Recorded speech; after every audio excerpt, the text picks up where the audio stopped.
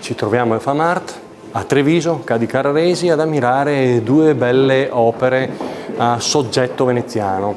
Questa in particolar modo ci colpisce perché il titolo è Fata Morgana, quindi chiedo all'artista Miriam Brussato, fenomeno ottico o fantasia? È fenomeno ottico, è la magia di Venezia con la nebbia che è sempre affascinante. Io sono nata a Venezia e ho vissuto a Venezia per moltissimi anni e il momento in cui Venezia mi piaceva di più era quando era avvolta dalla nebbia e quindi adesso cerco di riproporlo. Quindi qua c'è nostalgia, ricordo? Sì, ricordo tutti i ricordi dell'infanzia, della giovinezza. Come mai hai scelto due chiese così emblematiche?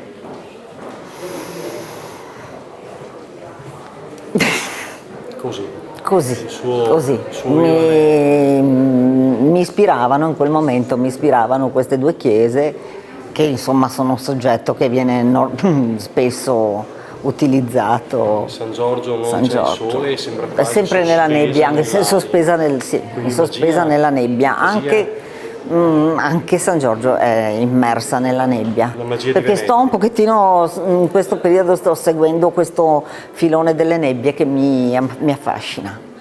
Quindi una visione altra dove la nebbia contribuisce a mettere insieme, mescolare fantasia, malinconia, ricordi, e alla fine tutto è sospeso.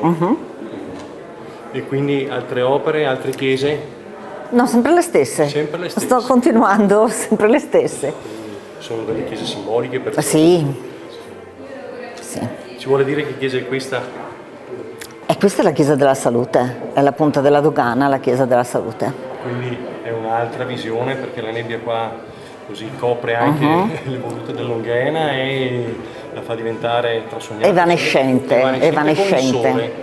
Sì, con il sole lì che non... Sì. Quindi qua c'è anche un po' di tramonto, visione atmosferica.